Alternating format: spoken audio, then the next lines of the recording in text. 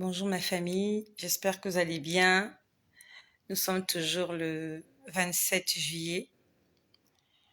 Par ce partage et par les bontés du Seigneur, j'aimerais vous communiquer les versets bibliques que nous allons lire en ce dernier jour de jeûne de la semaine. Nous avons commencé notre jeûne mardi, différemment de ce que nous avons pris l'habitude de faire de coutume. Nous avons commencé notre jeûne mardi. Hier, mercredi, c'était le deuxième jour du jeûne. Et demain, jeudi, c'est le dernier jour.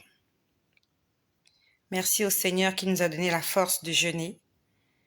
Merci au Seigneur Jésus-Christ pour ta vie, pour toi qui es là, qui a jeûné. Que le Seigneur te fasse du bien. Le thème du jeûne de notre troisième jour, c'est « Je reçois ma délivrance ». Est-ce qu'il y a quelqu'un qui est là? Bonsoir, bonjour à ma sœur Madly Désirée. Est-ce qu'il y a quelqu'un qui est là? Est-ce qu'il y a quelqu'un qui est là qui peut écrire « Je reçois ma délivrance aujourd'hui ». Je remercie le Seigneur pour ta vie. Merci à Jésus pour ta vie. Vous êtes nombreux. Vous êtes nombreuses. Je reçois ma délivrance aujourd'hui. Ma délivrance, c'est pour aujourd'hui. Je vais te donner les versets bibliques que nous allons lire. Et tu vas déclarer que c'est ta délivrance aujourd'hui. Que tout ce qui te bloquait, que tout ce qui n'allait pas bien dans ta vie, tu vas recevoir la délivrance au nom de Jésus. Ça va se passer là au nom de Jésus. Le Seigneur va te délivrer. Tu reçois ta délivrance aujourd'hui au nom de Jésus-Christ. La Bible dit que Dieu veille sur la parole de ses serviteurs afin de l'accomplir. La Bible nous dit que la vie et la mort sont au pouvoir de la langue. Donc, en tant que servante du Seigneur, je déclare que ta délivrance, c'est pour aujourd'hui. Et reçois-le par la foi. Par la foi, reçois ta délivrance au nom de Jésus-Christ. Tout ce qui te tourmentait, tout ce qui te faisait de la peine, tout ce qui te faisait pleurer, va cesser aujourd'hui, car le Seigneur va te délivrer. Et le Seigneur t'a déjà délivré. Et j'aimerais que tu le crois. Et si tu le crois très fort, j'aimerais que tu dises « Amen, je le crois. Amen, je le reçois. Amen, c'est ma portion. » Donc, pour ce troisième jour de jeûne, merci à toutes les personnes qui sont là. Donc, le matin, j'aimerais que tu l'écrives avec moi. Le matin, nous allons lire Romains chapitre 8, verset 1. Reçois ta délivrance au nom de Jésus. Donc, le matin, nous allons lire 2 portions d'écriture. Je te remercie d'écrire cela. Donc, le matin, nous allons lire Romains chapitre 8, verset 1 et le psaume 107, verset 11 à 20. Est-ce qu'il y a quelqu'un qui peut l'écrire? Le matin, nous allons lire Romains chapitre 8, verset 1 et le psaume 107, verset 11 à 20. Amen, c'est ta portion.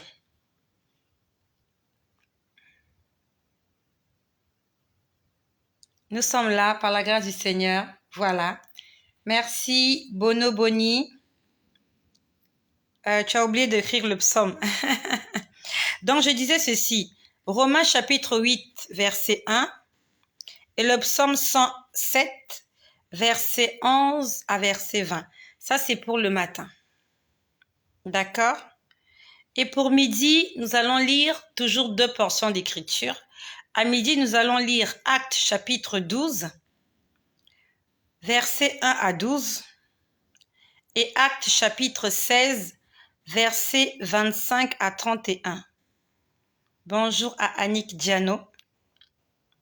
Bonjour à vous tous. Ah, tu as sommeil, mais bonne nuit. Bonne nuit, Dani Warren. Donc, nous allons lire à midi Actes chapitre 12, versets 1 à 12 et Actes chapitre 16, versets 25 à 31. Ça, c'est pour midi. J'attends la première personne qui va l'écrire. À midi, nous allons lire Actes chapitre 12, versets 1 à 12 et Actes chapitre 16, versets 25 à 31. Voilà, merci à Patrick. Ça, c'est pour midi. Ah, bonjour l'Allemagne. Guten Tag. Guten Tag en Allemagne. Ah, c'est pour midi. Et le soir? Le soir, nous allons lire Colossiens chapitre 2, verset 14 et Ésaïe 54, versets 14 à 17. Ça, c'est pour le soir. Le soir, nous allons lire Colossiens chapitre 2, verset 14 et Ésaïe 54, verset 14. Est-ce qu'il y a quelqu'un qui peut l'écrire, les versets du soir? Le soir, nous allons lire Colossiens chapitre 2, verset 14 et Ésaïe chapitre 54, versets 14 à 17.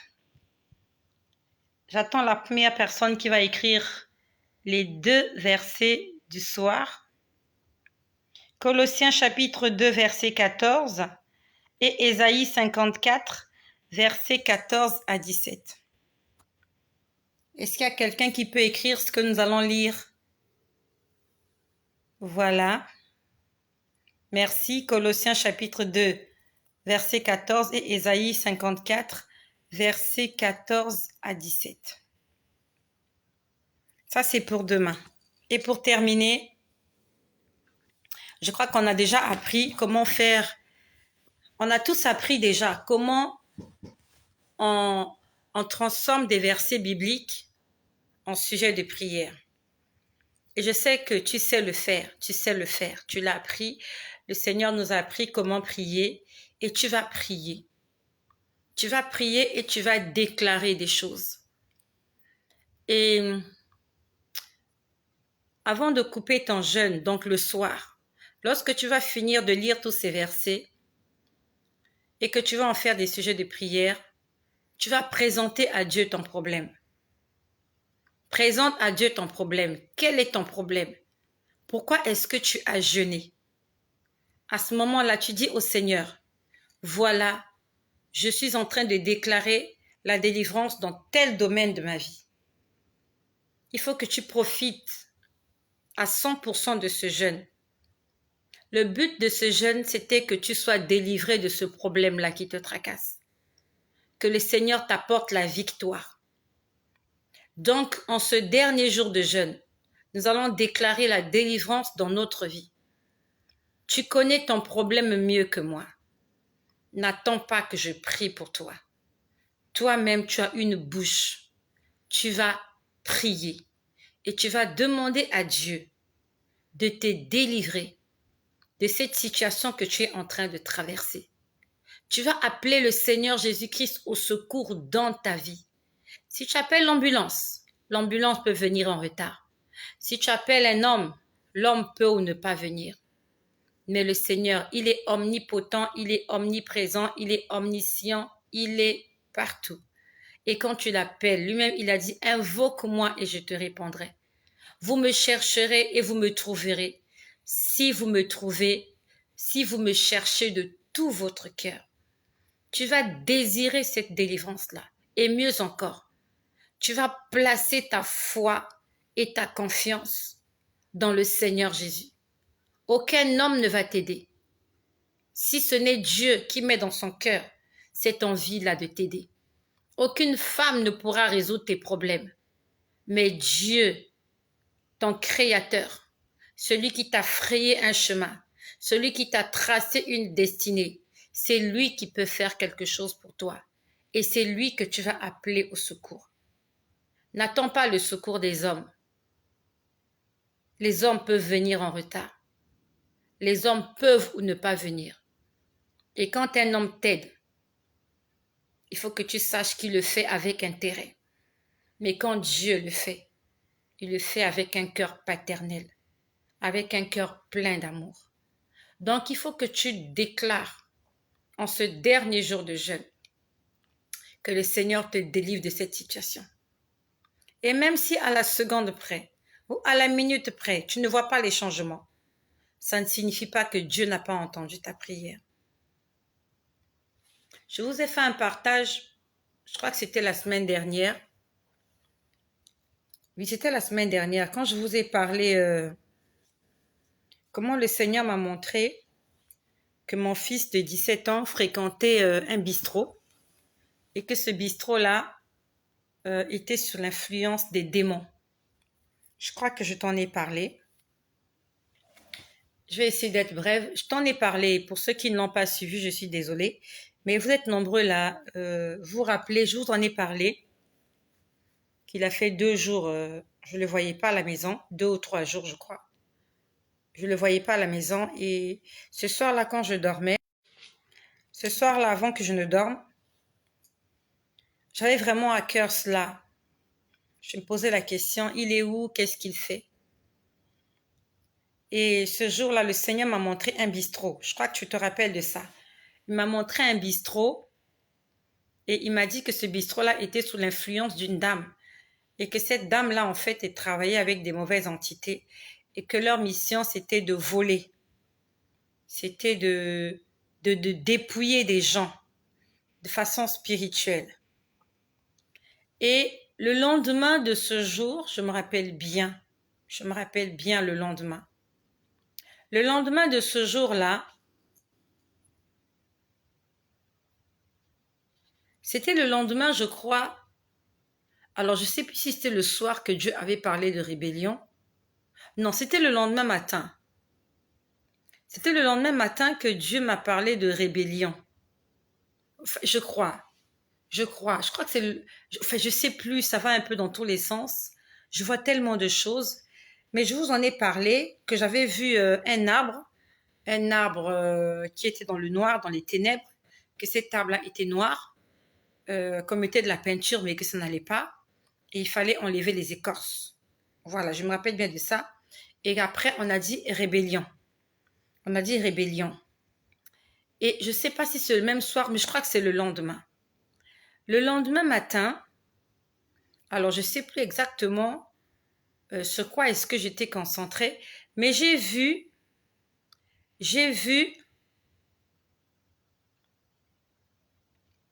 voilà, oui, c'était avant qu'il ne rentre exactement. Parce que là, il est rentré, par la grâce de Dieu.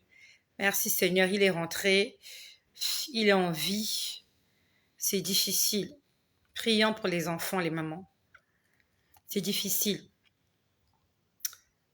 Je laisse le Seigneur faire. Je ne parle plus. Non, non, il est rentré le lundi. Depuis le samedi, je ne l'ai pas vu samedi, je ne l'ai pas vu dimanche. Je l'ai vu le lundi. Je l'ai vu lundi. Il est revenu à la maison lundi. Donc 2 jours plus tard. Quand je l'ai vu, j'ai juste dit merci au Seigneur. J'ai juste dit merci. Merci. C'est tout ce que je peux dire. Merci. Qu'est-ce que je peux faire d'autre? Si ce n'est que prier. Les punitions, la chicotte, les conseils, ça ne passe pas. Il faut que Dieu touche son cœur. Dieu doit le convertir. Ta jalousie ne va pas changer ton mari. C'est pas parce que tu fouilles ton téléphone qu'il va devenir plus fidèle. Il doit rencontrer Dieu. Toutes ces personnes-là pour qui nous prions doivent faire une rencontre personnelle avec Jésus. S'ils ne font pas cette rencontre personnelle-là, ils ne changeront pas. C'est pas parce que tu vas hurler qu'il va changer. Il faut qu'ils rencontrent Dieu. Parce que moi aussi j'ai changé parce que j'ai rencontré Dieu. Les conseils ne m'avaient pas changé. Les bastons, les insultes, tout ce que vous connaissez là, ça ne m'a pas changé. C'est Jésus-Christ qui m'a changé. Et je prie le Seigneur qu'il convertisse mes enfants, qu'il convertisse ma maison. Je ne parle plus. Je fais le ménage, je fais la vaisselle, je fais la lessive, je fais à manger. Je laisse le Seigneur s'occuper du reste. Ce n'est ni par ma force, ni par mon ce n'est ni par ma force, ni par mon intelligence. Mais c'est par le Saint-Esprit. Et je laisse le Saint-Esprit agir. Je sais qu'il y a un temps pour toutes choses. Si Jésus m'a changé, Jésus aussi va changer mes enfants. Rien ne lui est impossible. Donc le lendemain de ce jour-là, je peux voir, j'ai vu un trou. J'ai vu qu'on avait creusé un trou. À l'intérieur de ce trou, on avait enterré comme un fût. Vraiment, je te dis les choses telles que je les ai vues. Je t'en ai pas parlé parce que vraiment, il manque du temps. Mais ce soir, je profite de l'occasion. Comment faire la rencontre de Jésus-Christ? Marie-France Ouattara. Ok. Tu veux rencontrer Jésus? Marie-France Ouattara, est-ce que tu veux rencontrer Jésus ce soir? Je vais me concentrer sur toi. Réponds-moi s'il te plaît. Il se fait tard. Ma connexion Internet va couper aujourd'hui. Je ne l'ai pas renouvelée. Donc, je fais rapidement cette vidéo. Ok, tu veux rencontrer le Seigneur Jésus. D'accord. Est-ce que je peux t'inviter? Nous allons prier ensemble. Quand je t'inviter, tout le monde va te voir. Tu vas faire ta prière d'acceptation de Jésus devant tout le monde. Et si tu n'es pas prête à le faire devant tout le monde, c'est pas grave. Est-ce que je peux t'inviter en caméra? Ça veut dire que les gens vont te voir. Est-ce que tu acceptes que je t'invite? Nous allons faire la prière devant le monde entier, afin que le monde entier sache comment est-ce qu'on accepte Jésus-Christ dans sa vie. Mais si tu n'es pas prête, tu dis juste non. Est-ce que je peux t'inviter dans mon direct? Donc ça veut dire qu'on te verra et on me verra aussi. Mais si tu es gêné, tu peux dire non. Je suis en train de parler à Marie-France Ouattara, qui veut rencontrer Jésus ce soir. Est-ce que tu es là, Marie-France? Tu m'as dit, oui, tu as envie de recevoir Jésus. J'aimerais juste que tu me dises, est-ce que tu veux qu'on le fasse en public ou tu veux le faire en privé là où tu te trouves? En public, ça veut dire que je t'invite. Ok, je t'invite. D'accord. Ben, je vais essayer. Hier, j'ai essayé, ça n'a pas pu. Aujourd'hui, je vais encore essayer. Je t'invite dans mon direct. Alors, je vais vraiment essayer. Oh mon Dieu, tu es où, Marie-France? Je vais essayer de t'inviter. Hier, ça ne marchait pas. Alors là, je ne sais pas qu'est-ce qui se passe. Gloire à Jésus. Le Seigneur va sauver une âme ce soir. Ah là là, j'ai un problème de connexion. Le Seigneur va sauver une âme ce soir. Le Seigneur va sauver une âme ce soir. Gloire à Jésus-Christ. Marie-France Ouattara. Oh Jésus. Marie-France. Alors Marie-France, est-ce que tu vois mon invitation? Est-ce que tu vois mon invitation, Marie-France?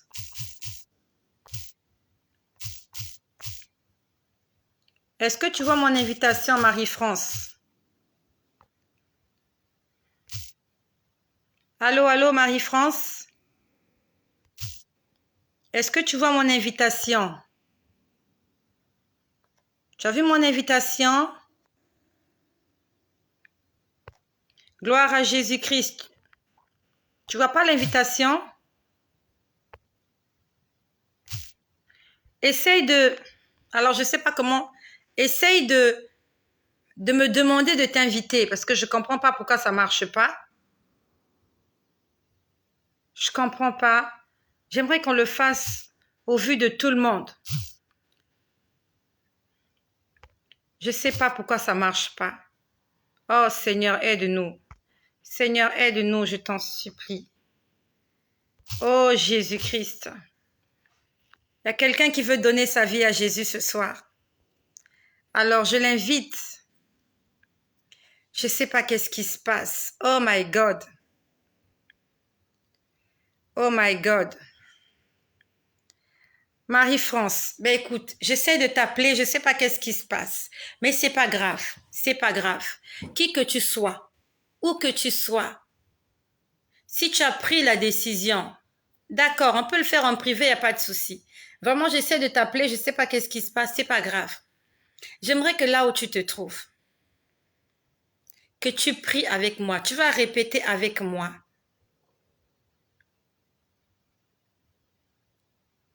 Tu vas répéter avec moi. Seigneur Jésus, j'ai entendu ta parole. Ce soir, devant le monde entier, je prends la décision de te servir. Je vais t'appartenir, Seigneur Jésus. Corps, âme et esprit. Jésus-Christ, ce soir, je te donne ma vie. Je reconnais que tu es Dieu. Je reconnais que tu as donné ta vie pour moi. Seigneur Jésus, je te demande pardon pour tous mes péchés. Efface, annule ma condamnation au nom puissant de Jésus. J'aimerais t'aimer, Seigneur Jésus. J'aimerais t'obéir. J'aimerais te servir. Utilise-moi. Je t'appartiens. Seigneur, écris mon nom dans le livre de vie. Seigneur, aide-moi à marcher en respectant tous tes commandements. Dans le nom puissant de Jésus. Seigneur, je te recommande tous les membres de ma famille afin que tu les sauves comme tu m'as sauvé. Au nom de Jésus-Christ. Amen. Voilà. Tu viens de rencontrer Jésus. Rencontrer Jésus signifie tu acceptes son invitation. Il te tend la main et tu réponds positivement à son invitation. C'est ça, rencontrer le Seigneur, c'est accepter son invitation. Ça peut paraître banal ce qu'on a fait, mais dans le monde spirituel, ça fait toute la différence. Dans le monde spirituel, il s'est passé quelque chose. Hier, nous avons demandé pardon à Dieu pour nos péchés. Hier, c'était le 26. On a demandé pardon au Seigneur. Et quand il m'a réveillé à 1h30 du matin pour faire la vidéo, pour ceux qui ont suivi tout à l'heure, je t'ai dit que je voyais les gens chanter, les gens étaient en train de danser. Les gens étaient en train de chanter, mais il y avait une fête pas possible. J'avais l'impression que j'étais à un concert de gospel. Ça s'est passé ce matin. Ça s'est passé ce matin.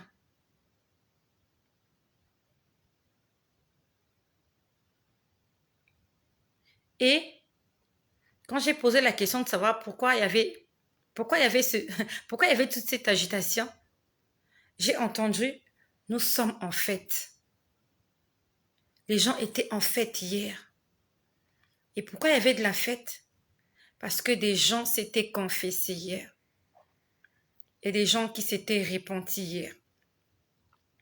Des foules se sont repenties hier. Et la Bible nous dit qu'il y a de la joie dans le ciel pour un seul pécheur qui se répand. Pour un seul pécheur qui se confesse. Il y a de la joie dans le ciel. Et hier, j'étais témoin de cela. Je crois que c'est la deuxième fois que je suis témoin de comment il y a de la joie au ciel pour quelqu'un qui donne sa vie à Jésus-Christ. Et ce soir, pour toi, Marie-France Ouattara, il y a de la joie dans le ciel ce soir. Raison pour laquelle le diable a braqué ses yeux sur moi. Parce qu'il n'aime pas ce que je fais. Je suis en train de parler de la part de Jésus, afin que des hommes et des femmes soient sauvés. Je suis en train de parler de la part de Jésus, afin que des hommes et des femmes soient délivrés. Et des hommes et des femmes sont sauvés. Des hommes et des femmes sont délivrés. Le camp de l'ennemi est en train de se dépeupler, raison pour laquelle je suis une cible potentielle. Le diable veut me faire du mal. L'ennemi veut me faire du mal parce que je suis en train de gâter ses projets. Je suis en train de gaspiller ses histoires. Il ne peut pas avoir des sentiments pour moi. Le diable ne peut pas m'aimer parce que je suis la parole qui crie dans le désert. Répentez-vous, aplanissez vos sentiers, car le royaume des cieux est proche. Le diable n'aime pas cet évangile. Le diable n'aime pas l'évangile du salut. Et le diable fera tout pour te détourner, pour t'éloigner du salut. Il va te présenter autre chose. Je n'ai pas dit que ces choses-là ne sont pas importantes. Si, elles sont importantes. La bénédiction, c'est important dans la vie de quelqu'un. La délivrance, toutes ces choses sont importantes dans la vie de la personne. Mais le salut, c'est encore mieux. Et lorsque des hommes et des femmes sont sauvés, délivrés, sortent de la prison satanique, le diable n'aime pas ça. Parce que le diable veut te retenir sous le joug de l'esclavage. Le diable veut que tu sois à son service. C'est comme les enfants d'Israël. Lorsqu'ils étaient en Égypte, Pharaon ne voulait pas les lâcher. Parce que Pharaon se servait d'eux comme esclaves. Ils étaient sous la domination de Pharaon. Et c'est pareil. Lorsque tu es sous le joug de l'ennemi, il ne te laissera pas partir aussi facilement. Mais par la main puissante de l'Éternel, grâce au doigt de Dieu, le doigt de Dieu avait intervenu pour que les enfants d'Israël soient délivrés de 400 ans d'esclavage en Égypte. Et le Seigneur, ce soir, sauve ta vie. Ce soir, tu sors d'Égypte. Et le monde entier est témoin de cela. Comment Jésus-Christ est venu te sortir de l'Égypte. J'aimerais te poser une question, Marie-France. Peut-être que toi aussi tu es là, en dehors de Marie-France, s'il y a aussi quelqu'un qui a fait cette prière. J'aimerais te demander, Marie-France, est-ce que tu as une Bible? Est-ce que tu as une Bible, Marie-France? Si tu n'as pas de Bible, achète-toi une Bible. Et si tu as déjà une Bible, tu dois lire ta Bible tous les jours. Et c'est le conseil que je donne à toutes les personnes qui m'écoutent. La Bible doit être ton amie. Donc pendant que je parle, Marie-France, si tu es là, tu me réponds en même temps. Si tu as une Bible, tu me dis oui, j'ai une Bible. Si tu n'en as pas, dès qu'il fera jour, tu vas t'acheter une Bible